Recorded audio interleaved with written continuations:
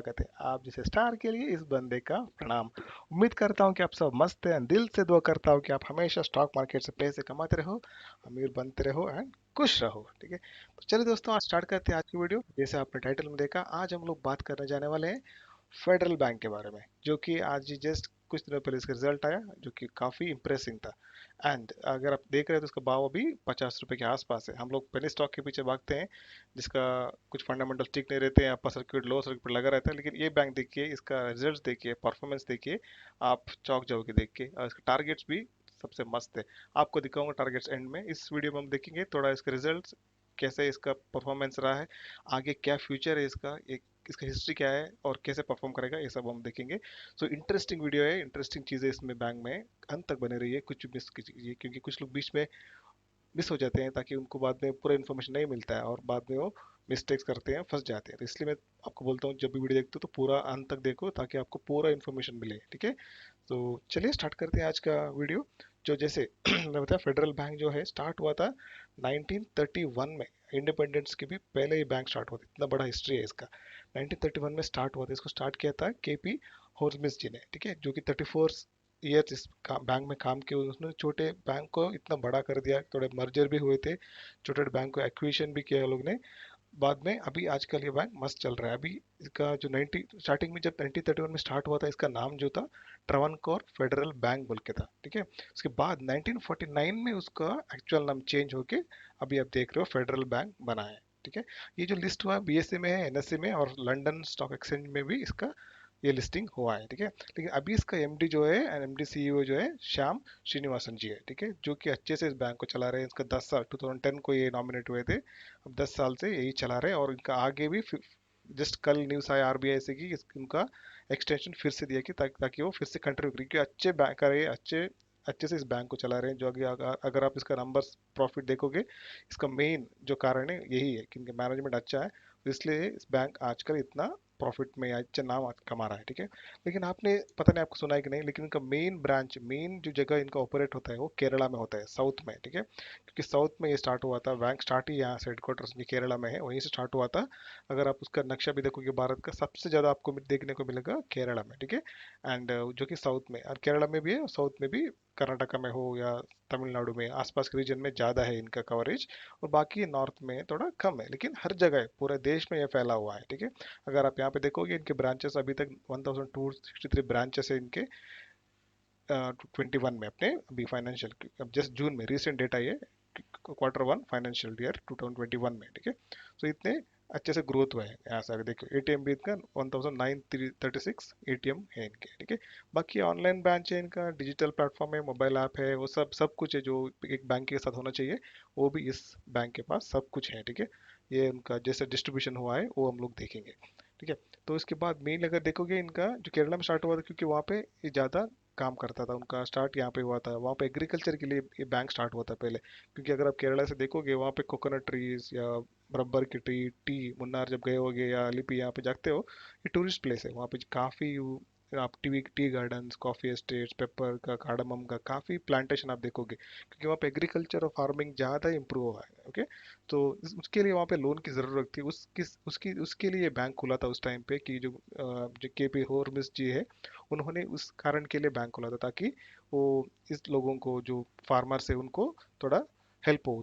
उस अच्छे से अच्छे एक कारण से स्टार्ट हुआ था, लेकिन आज बैंक काफ़ी ग्रो हुआ है। बस एग्रीकल्चर नहीं, रिटेल है, और उनका कॉर्पोरेट बैंकिंग है, गोल्ड लोन, यहाँ पे गोल्ड लोन भी ज़्यादा है। इस बैंक को ज़्यादा रेवेन्यू आता है ना एनआरआई से भी, क्योंकि यहाँ आप अगर आपको हिस्ट्री पता है केरला को, तो ज़्यादा से ज़्यादा लोग, वो लोग गल्फ में रहते हैं या मिडिल ईस्ट में रहते हैं, दुबई, अबू दुबई, और कौन से मस्कत, ऐसे अलग अलग कंट्रीज है जो मिडिल ईस्ट में, वहाँ पे रहते हैं। वहाँ पे आपको पता है तो रिच रहते हैं लोग, एंड वहाँ से गोल्ड उनको थोड़ा सस्ते में मिलता है, तो हमेशा वो गोल्ड लेके आते हैं और यहाँ पे इस बैंक में रख के वहां से वो लोन लेते हैं, या कुछ एग्रीकल्चर करना होगा तो उस लोन को, उस गोल्ड को रख के वहां से लोग लोन लेते हैं। तो इस बैंक का गोल्ड का पोर्टफोलियो भी अच्छा है, गोल्ड से इसको अच्छे से पैसा मिलता है। एग्री गोल्ड बोल के एक लोन है इस बैंक में, जो कि फार्मर्स को गोल्ड लोन देते हैं बेस्ड ऑन योर गोल्ड। अगर गोल्ड आप गिरवी रखते हो तो फार्मिंग के लिए ये लोन देते हैं। ठीक है, तो इनका पोर्टफोलियो जो है अलग अलग टाइप से, जो गोल्ड के लिए, जो लोन के लिए अच्छे से नाम अगर अलग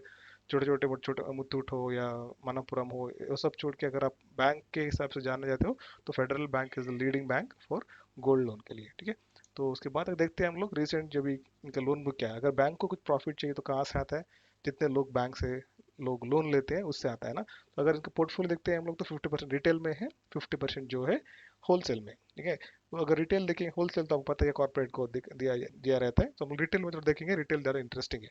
रिटेल मतलब हम हमारे जैसे आप जैसे लोगों को हमारे अलग अलग काम के लिए दिया रहता है, ठीक है। सो यहाँ पे देखते हैं 40% जो एग्रीकल्चर लोन है, जैसे मैंने बताया इनका मेन पोर्टफोलियो जो स्टार्ट हुआ था एग्रीकल्चर लोन से। सो 40% का एग्रीकल्चर के लिए है, रिटेल के लिए 31% है। बाकी आप देख सकते हो यहाँ पे जो बिजनेस बैंकिंग के लिए या कॉर्पोरेट बैंकिंग के लिए या अपने कमर्शियल बैंकिंग के लिए भी 10%, ऐसे अलग अलग टाइप से उनका डिवाइड हुआ है, ठीक है। तो यहाँ नीचे देखते हो उनका कैसे लोन चल रहा है यहाँ पे एग्रीकल्चर, सॉरी, इसका कॉर्पोरेट एंड अपने होलसेल के लिए। तो यहाँ पे इनका कैसे लोन बुक बढ़ रहा है वो हम देख सकते हैं कंसिस्टेंटली। इनका जो नंबर्स यहाँ पे देख सकते हो लगभग कंसिस्टेंट ये लास्ट पास 60,000 के आसपास इनके नंबर हमको दिख रहे हैं, जो कि इन चीज़ों से उनको आता है। जो मेन प्रॉफिट आता है इनको gold loan, sorry profit agriculture loan से, उसमें गोल्ड भी लगा हुआ है, ठीक है। तो अगर आप यहाँ देखते हैं तो उनके कहाँ सर नेक्स्ट प्रॉफिट, अगर लोन हो गया उसके बाद बैंक को प्रॉफिट कहाँ से आता है, उनके current account and saving account से ना। कासा मतलब current account and saving account ratio बोलते हैं। जितने बैंक के पास कासा रेशियो अच्छा रहता है उतना बैंक को हम लोग अच्छा मान सकते हैं, क्योंकि लोग उस पर ट्रस्ट करते हैं, उस बैंक में अपना अकाउंट खोलते हैं, करंट अकाउंट खोलते हैं, सेविंग अकाउंट खोलते हैं। अगर आप डेटा यहाँ पे देखोगे तो कंसिस्टेंटली 31% स्टार्ट हुआ था 20 में, अभी 32% हुआ है, सबसे हाईएस्ट है उसके करंट फाइनेंस अपने करंट ट्रेंड में। अगर देखते 32% का कास्ट रेशियो उसका अच्छे से इंप्रूव होते हुए हम लोग को दिखने को मिल रहा है ना। यहाँ पे भी देख सकते हो number of current account saving account यहाँ पे दिया है, चाहिए तो आप पढ़ सकते हो। ऐसे यहाँ पे नेचर ऑफ डिपॉजिट भी है यहाँ पे, अगर आप देखते हो तो इनका अभी अच्छे से क्वार्टर वन में हम लोग को इतना दिखने को मिल रहा है, 5.31 37, sorry, cost of deposits, okay. So ये आप थोड़ा देख सकते हो यहाँ पे इसके नंबर से कैसे ग्रो हुआ है, ये हम लोग को डिटेल में चाहिए तो आप पढ़ लियो। Thank you. सो अगर देखते हैं हम लोग यहाँ पे कुछ और रेशियोज जो हम लोग को इम्पोर्टेंट है, ठीक है। ये जो रिटर्न ऑन एसेट है, जो कि जितना इनको एसेट से रिटर्न आते हैं वो आप देखते हैं तो अभी फिलहाल इनका 0.88 है, करंट सॉरी पिछले फाइनेंशियल ईयर से थोड़ा ग्रो हुआ है, ठीक है। रिटर्न इक्विटी भी वैसा ही है, तो लगभग 10 10.9 11 के पास हमको दिखने को मिल रहा है, पिछले क्वार्टर से भी अच्छा है। अगर आप देखते हो सब सब जगह कोरोना की वजह से हालात खराब है, लेकिन इस बैंक ने उस हालात में भी कंसिस्टेंट अच्छे से परफॉर्म दिया हम लोग बोल सकते हैं, क्योंकि इतना रिटर्न इक्विटी दे पा रहे हैं पिछले क्वार्टर में। नेट मार्जिन भी इनका, इंटरेस्ट मार्जिन भी बढ़ा है, आप देख सकते हो 3.07 बढ़ के ऊपर हम लोग को देखने को मिल रहा है, ठीक है। कॉस्ट इनकम रेशियो, जितना कॉस्ट मतलब कितना खर्चा इन लोग को रखता है इतना इनकम लाने के लिए, अगर वो हम लोग देखेंगे तो वो भी 47.76 है, बेस्ट इन इनका लास्ट 25 क्वार्टर। मतलब ये कम होना चाहिए, जितना कम खर्चे से ये लोग ज़्यादा इनकम ले पाएंगे उसके लिए हम लोग को बैंक को सलाम देना चाहिए, क्योंकि इतना कम किया है लोग ने। NNPA मतलब नॉन जो नेट नॉन परफॉर्मिंग एसेट्स, मतलब जो आप किसी को लोन देते हो लेकिन वो लोन वापस पे नहीं कर रहे हैं, इसकी वजह से सारे बैंकिंग इंडस्ट्री आज दिक्कत में है ना। बड़े बड़े लोग लोन बिना पे करके भाग जाते हैं, यूके भाग जाते हैं, जैसे अलग अलग बड़े लोगों ने किया है, ठीक है। लेकिन इस बैंक के साथ अभी जो इनके net non performing assets ratio जो है 1.22 है, काफ़ी कम हुआ है, ठीक है। नेक्स्ट अगर देखते हैं हम लोग पीसीआर बोलते हैं, पीसीआर मतलब प्रोविजन कवरेज रेशियो, ठीक है। ये जितना बड़ा है उतना कम है, मतलब इतना बड़ा होता है मतलब it is less having bad loans, bad loan के पास कम हो जाते हैं जितना ये ग्रो होता है, तो ठीक है। वो ये अच्छी बात है, इस बैंक में अगर नंबर रखते हैं तो ठीक ठाक अच्छे से परफॉर्म करते हुए हम लोग को दिख सकता है, ठीक है। नेक्स्ट थोड़ा हम लोग देखेंगे इनका और थोड़े नंबर्स। नेट इंटरेस्ट इनकम जो है वो भी करंटली अब देखेंगे हर क्वार्टर में से कंसिस्टेंट बढ़ के अभी 1296 करोड़ हुआ है, ठीक है। अदर इनकम भी इनका थोड़ा कम हुआ है, ठीक है। वो यहाँ पे देखते हैं, यहाँ पे ये लोग ने अगर देखते हो तो इनकम की बात है तो मुझे याद आया, ये लोग ने इस बैंक में भी अपना इन्वेस्टमेंट किया था जब बाकी अलग अलग बैंकों ने, अपने दमानी जी ने और अलग लोगों ने जब इस बैंक में इन्वेस्ट किया तब, ओके।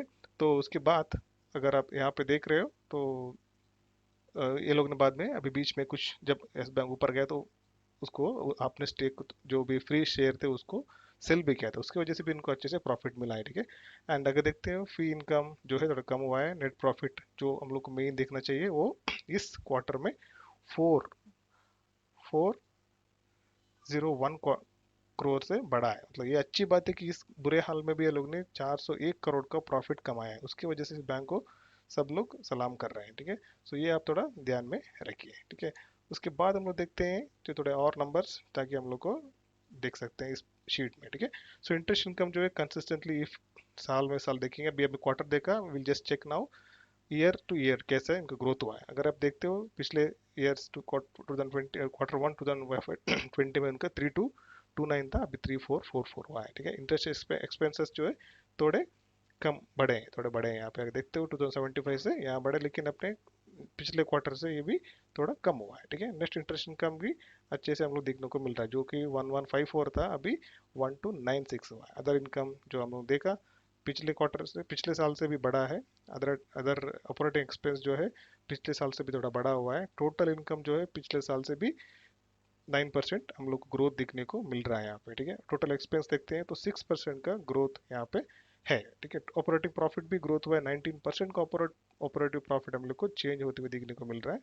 वैसे भी टोटल प्रोविजंस जो है 399 थे, लेकिन यहाँ भी 532 है। प्रोविजन मतलब आपने कुछ पैसा साइड में रखा है कि फ्यूचर कुछ लायबिलिटीज आएंगे, फ्यूचर कुछ लोन लेंगे। अभी जो कोरोना का सिचुएशन है, इसलिए इस बैंक ने पहले बताया कि हम लोगों ने इतना कुछ अमाउंट को एक्स्ट्रा प्रोविजन रखा है, ताकि लोग और लोन लेने की कोशिश करेंगे, इसलिए हम लोगों ने इसको एक्स्ट्रा प्रोविजन रखा है, उसको प्रॉफिट से बाहर रखा है, ठीक है।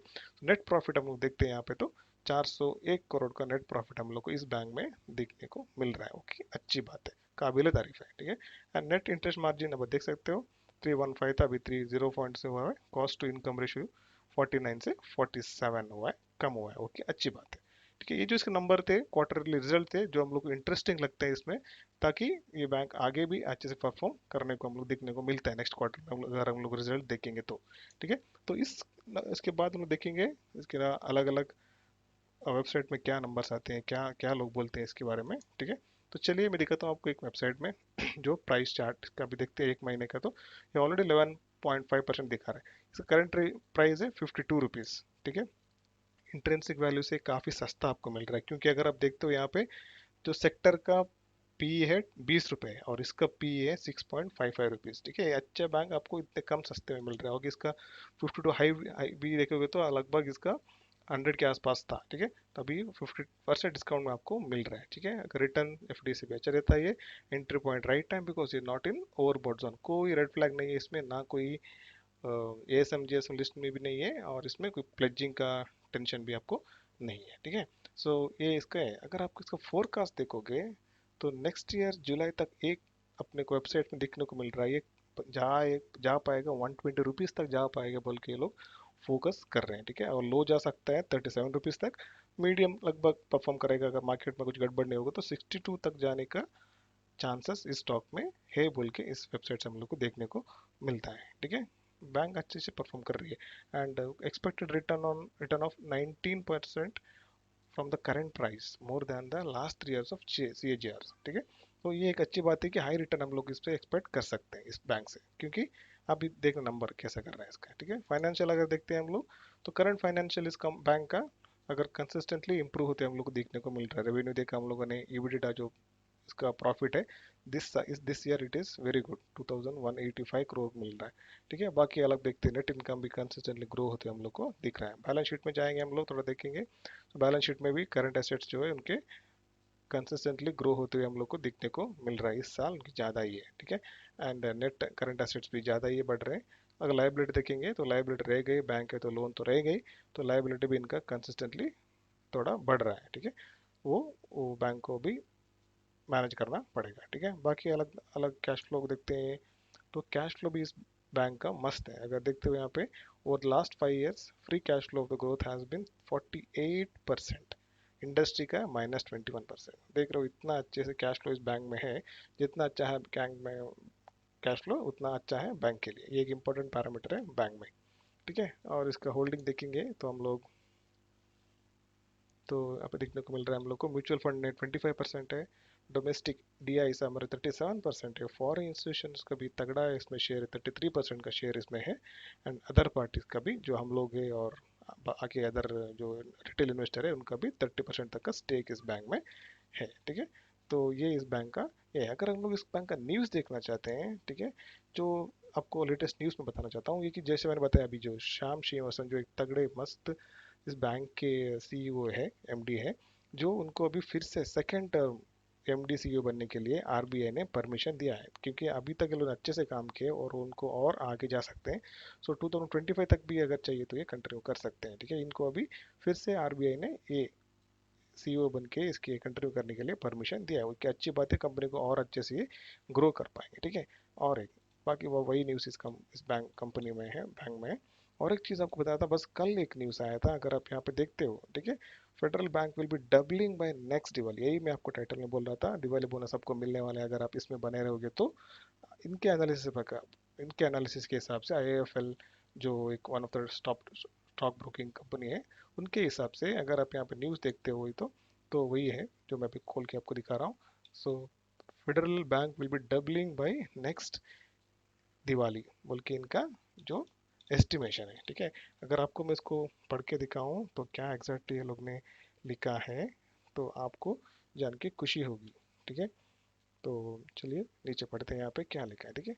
यहाँ पे है सी, सॉरी, हाँ यहाँ पे है, देखिए। Now this a top dilation merger, okay. So mean right now बंधन टू अवॉइड, छोड़िए, federal bank is the best stock to buy here, okay. I can guarantee you by next Diwali it will be doubling. So Mr. Sham Srinivasan is the leading from front, जो उनके CEO है। This is going to be largest player in the gold loan against, जैसे मैंने बताया इनके gold loan का portfolio अच्छा है, गोल्ड लोन से इनको काफी प्रॉफिट आता है, ठीक है। So जैसे बता रहे हैं कि largest player in the gold loan segment after the gold financiers, जो अलग फाइनेंशियर्स है, जो मुथूट हो या मनापुरम हो, वैसे अलग अलग छोटे मोटे फाइनेंशियर्स से भी ये अगर बैंक में देखने जाओगे तो यही लीडिंग है। The NPA is at lowest at 18 quarter, जैसे आपने देखा एनपीए मतलब जो नॉन परफॉर्मिंग असेट्स है, जो बैड लोन बोलते हैं हम लोग, वो 18 क्वार्टर से सबसे कम है, ठीक है। And Kasa ratio all are showing strength, Kasa जैसे मैंने बताया करंट और सेविंग अकाउंट रेशियो नंबर्स जो हम लोगों ने देखे वो भी तगड़े हैं, अभी अच्छे से इंप्रूव होते हैं, दिख रहा है, लोग ज्यादा इसमें इन्वेस्ट कर रहे हैं, इस पे भरोसा है कि बैंक डूबेगा नहीं, बैंक और उनका पैसा ऊपर बढ़ के देगा। दैट्स व्हाट ये कंपनी अभी बता रही है, ठीक है। तो ये कंपनी अभी फिलहाल इसका न्यूज़ था। तो ये था इस स्टॉक के बारे में जो जानकारी हम लोग जानना चाहिए था। तो आपको क्या करना चाहिए, मुझे मुझे मेरे पास ऑलरेडी ये बैंक है, मैंने थोड़ा हाई रेट पे लिया है, मैं अभी लॉस में हूँ, फिर भी मैं इस पे लॉन्ग टर्म तक होल्ड करूंगा क्योंकि मुझे इस बैंक पे भरोसा है, ठीक है। लेकिन आपको भरोसा करना है कि नहीं, वो आपको मैंने आपके नंबर्स दिखाए हैं, उनकी हिस्ट्री बताया, उनके मैनेजमेंट के बारे में बताया, आपको क्या लगता है आप कर सकते हैं। लेकिन मुझे लगता है कि इसमें लंबे समय तक बना के रख सकते हैं, अच्छे परफॉर्म करने वाला बैंक या फालतू पीएसयू बैंक में लगाने से बेटर कि ऐसे अच्छे प्राइवेट बैंक ये है, आईडीएफसी फर्स्ट है, वैसे बैंक में आप लगा सकते हो ताकि आपको अच्छे से आगे परफॉर्म करते हुए दिख सकता है। जैसे काफ़ी ब्रोकरेज हाउसेस इसके ऊपर बुलिश है कि आगे अच्छे से परफॉर्म करते हैं, हम लोग को दिख सकता है बोल रहे हैं, जो इस वेबसाइट पे भी देखते हैं, ये भी इसमें भी 32 एनालिस्ट ने रेकमेंड किया है इसको बाई करने के लिए। एंड इसका हाई प्राइस जो बता रहे हैं वो लोग 120 तक जा सकता है नेक्स्ट जुलाई 2021 के लिए, ये लोग ऐसे बता रहे हैं, ठीक है। सो अगर आपको, ये छोटा स्टॉक है, जैसे मैं बताया लो प्राइस है, वॉलेटिलिटी रहेगी इसमें भी, लेकिन अगर मार्केट में कुछ गड़बड़ नहीं है, ऐसा अभी जो परफॉर्म हो रहा है वैसे कंसिस्टेंटली मार्केट पर परफॉर्म होते हुए दिखेगी, तो हम लोग को डेफिनेटली बैंक डबल होते हुए दिख सकता है कुछ महीनों के बाद, ठीक है। तो आप आपका एनालिसिस कीजिए इसके ऊपर, आपको क्या लगता है मुझे नीचे लिखिए। एंड अगर आपको इन्वेस्ट करना है तो अच्छे से इसमें पढ़ के इन्वेस्ट कीजिए। थैंक यू दोस्तों, आज के लिए इस वीडियो में इतना ही। अगर आपको वीडियो पसंद आता है तो प्लीज़ लाइक कीजिए, इस वीडियो करने में काफ़ी टाइम लगता है डेटा कलेक्ट करने में, प्लीज़ आपका एक लाइक मुझे काफ़ी मोटिवेट करता है, प्लीज़ लाइक कीजिए, अपने दोस्तों के साथ शेयर कीजिए, ठीक है। अगर कोई आपको कोई और कमेंट है, कुछ और जानना चाहते हैं आप, प्लीज़ कमेंट में लिखिए, मैं बहुत जल्द उसके लिए आपको रिस्पॉन्स करूँगा। Thank you so much, have a good day, bye bye, happy investing.